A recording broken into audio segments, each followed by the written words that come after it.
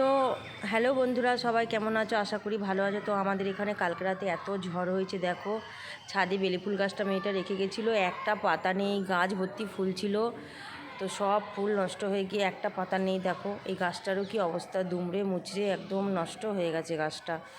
এত অতিরিক্ত ঝড় হয়েছে, বৃষ্টি তো একটুও হয়নি। তো চলো ঝড়ের ভিডিওটা তোমাদের কিছুটা দেখাচ্ছি, দেখো শোনো আবার।